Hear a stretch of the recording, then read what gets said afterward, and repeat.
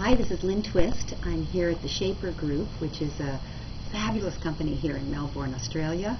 I'm here with Dean Belfield and Nadia Krienka-Becker, and we're just discussing the enormous and exquisite success of the Awakening the Dream or Changing the Dream program here in Australia.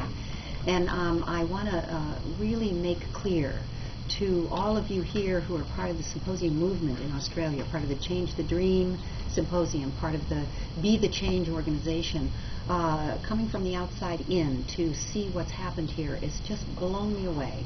We just did a large symposium in Sydney. I think there were close to 300 people there in partnership with the XL Network, an entrepreneurial network around the world, and it was just fabulous.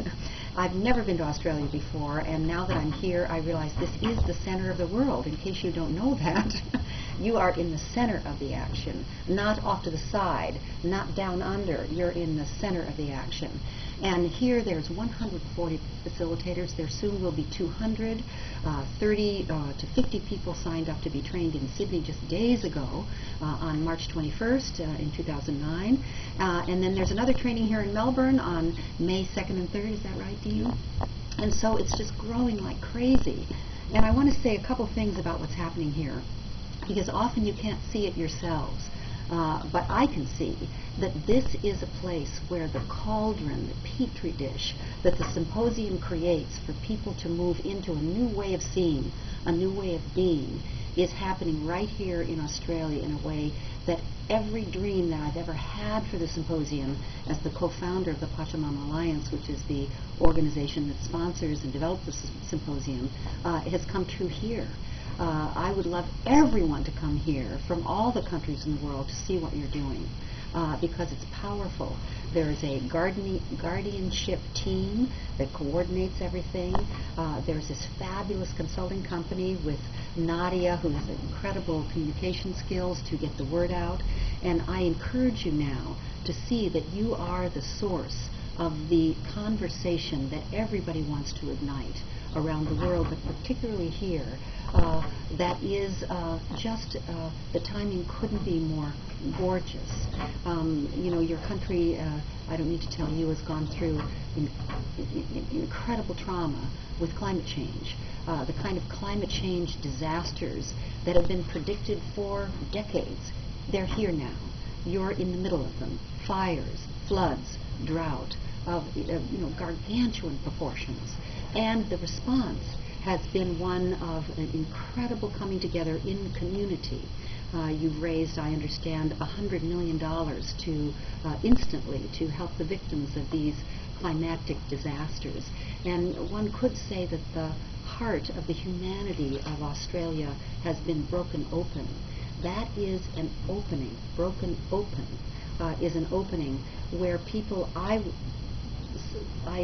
imagine, are longing for a context for what's happening to them, a context so that rather than being the victims, they can be the authors of a new future out of these traumas, so that we're not wondering what's happening to us, but we have a context so that we can get through the traumas, out the other side, and be the authors of an environmentally sustainable, spiritually fulfilling, and socially just human presence on this planet.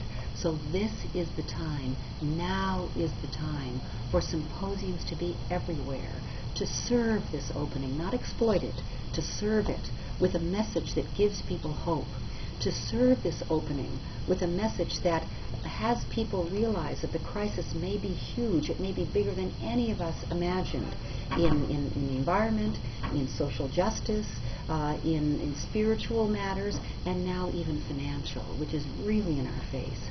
But it all comes from the same root, and to give people not only a broad understanding of the crisis and its source, but also a larger understanding of the possibility of our time, what it means to be alive at a time when we can create and we can live the most meaningful lives any human beings have ever lived on this planet.